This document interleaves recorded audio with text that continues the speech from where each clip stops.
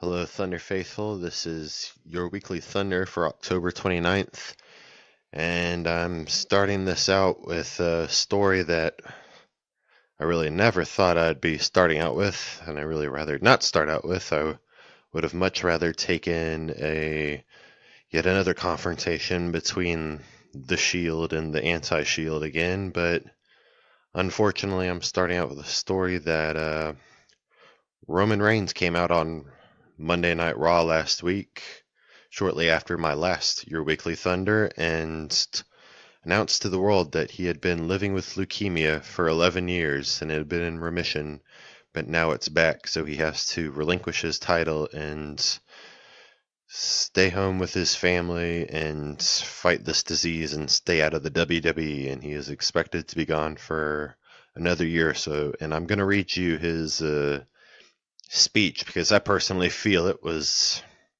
pretty damn powerful and along the lines of, say, Jimmy V and Stuart Scott, as kind of morbid as comparison that is. But anyway, here's what he said. I feel like I owe everyone an apology. For months, maybe even a whole year, I've come out here as Roman Reigns and said I'd come out here every week, that I'd be a fighting champion, that I was going to be consistent, that I was going to be a workhorse, but that's all lies. It's a lie because the reality is my real name is Joe, and I've been living with leukemia for 11 years, and unfortunately, it's back.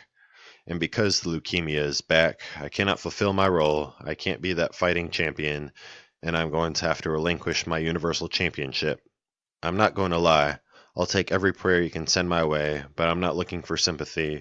I'm not looking for you to feel bad for me because I have faith. When I was 22 years old, I was diagnosed with this, and very quickly I was able to put it in remission. But I'm not going to lie, that was the hardest time of my life. I didn't have a job, I didn't have any money, I didn't have a home, and I had a baby on the way, and football was done with me.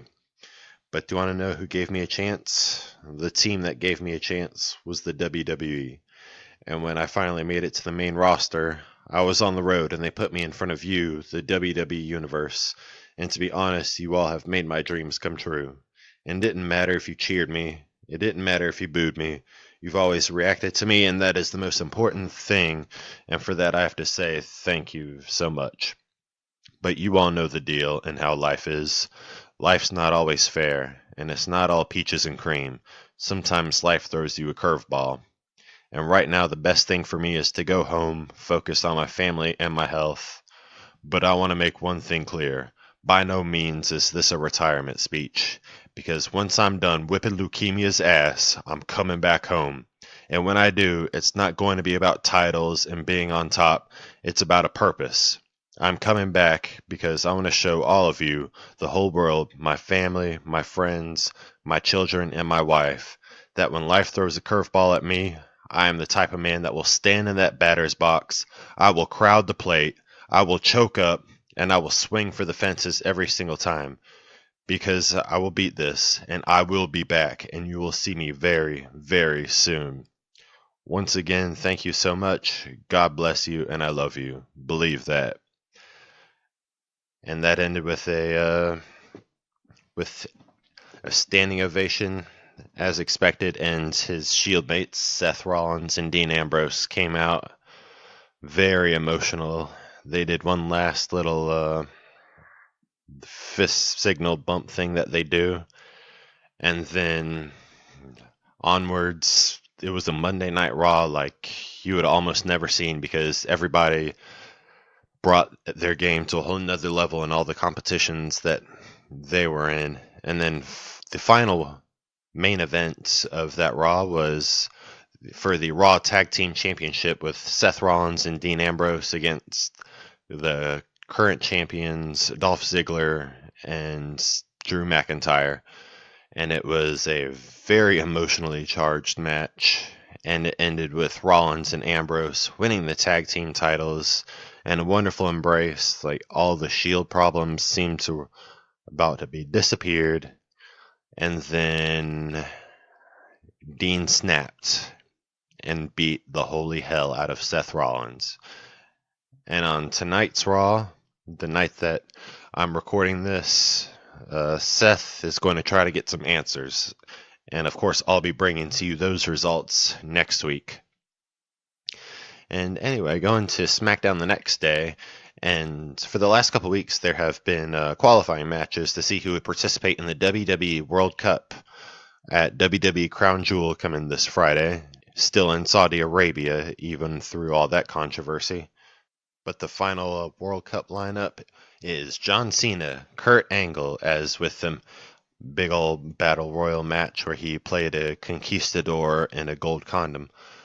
Seth Rollins, Dolph Ziggler, Rey Mysterio coming back in who knows how many years, The Miz, of course, and very interesting two final contestants is Randy Orton and Jeff Hardy, which you guys would remember, those of you that have been watching for a good while, when Randy Orton was just making a beeline for Jeff Hardy and going after him, and all culminated in a Hell in a Cell, to which Jeff Hardy fell and broke his, well, I don't know what bones he broke, but he broke a table falling down from the top of the cell and had been hospitalized and out of SmackDown up until these qualifying matches started. But yeah, he and Orton are both part of this World Cup coming up. And also, the only thing that really happened to do with the SmackDown Women's Championship was Charlotte Flair was speaking at a performance center, and she had an altercation with Becky Lynch, which included lots of words, lots of "I'm the champ" yelling by Becky Lynch, which is amazing, and lots of fists flying.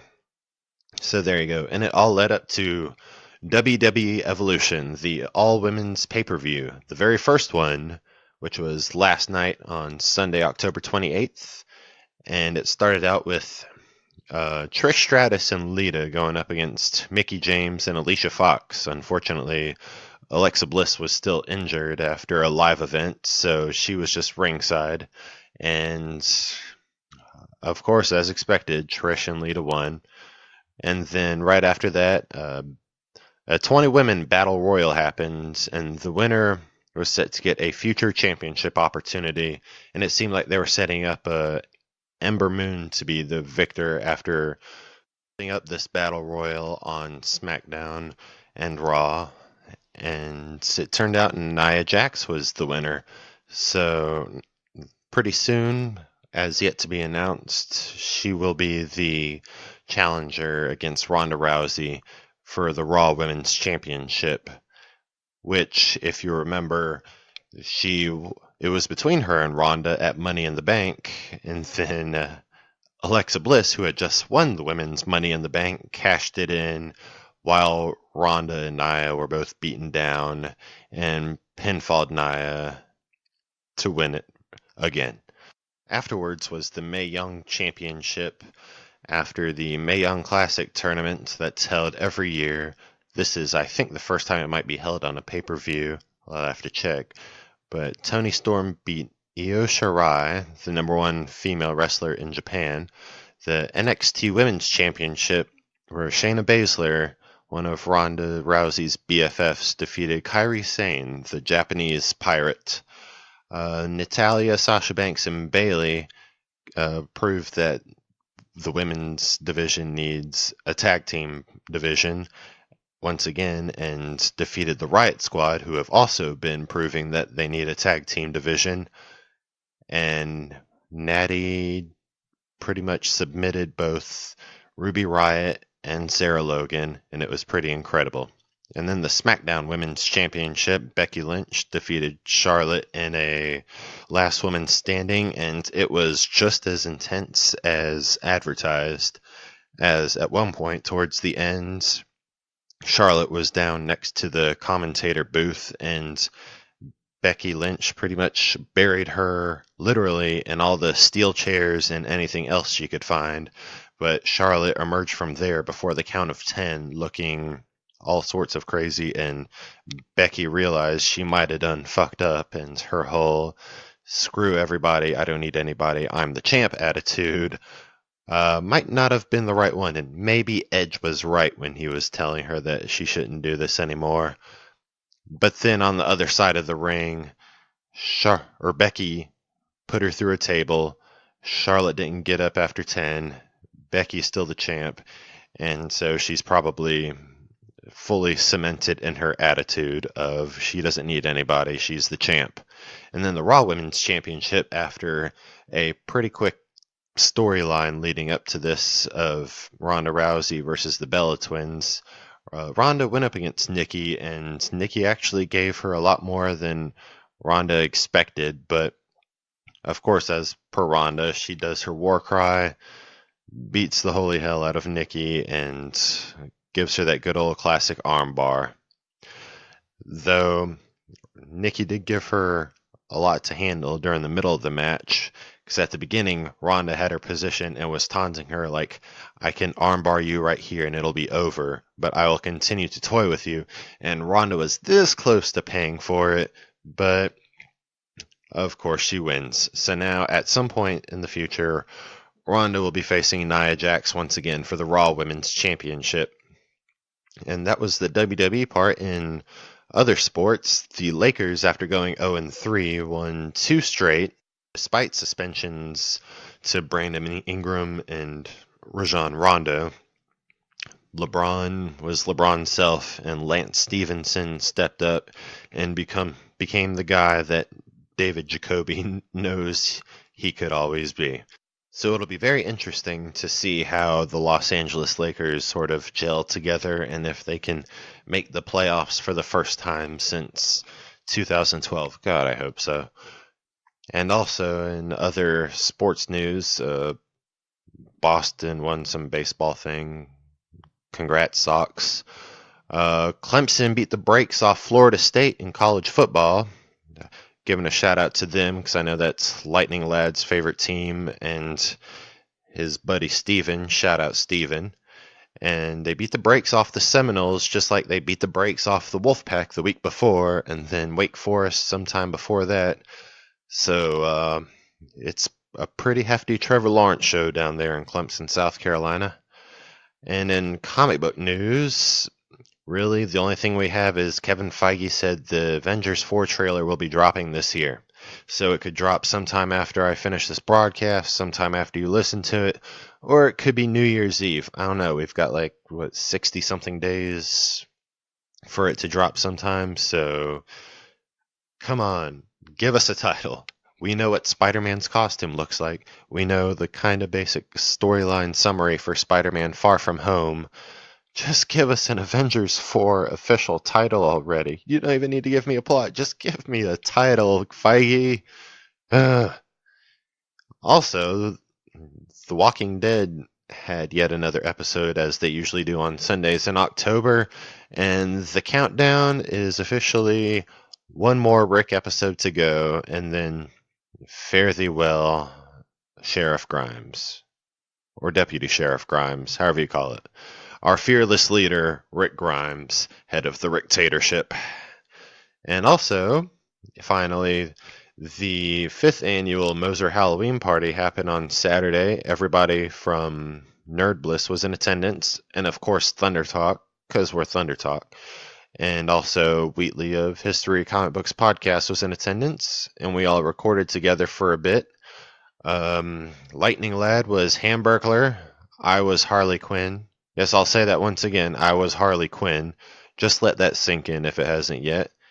Even if you've seen the pictures on my personal Facebook, it probably hasn't sunk in yet. And Lightning Lad brought a trophy to the podcast, and I'm coming after a belt next year. And yes, I'm still going to be Harley.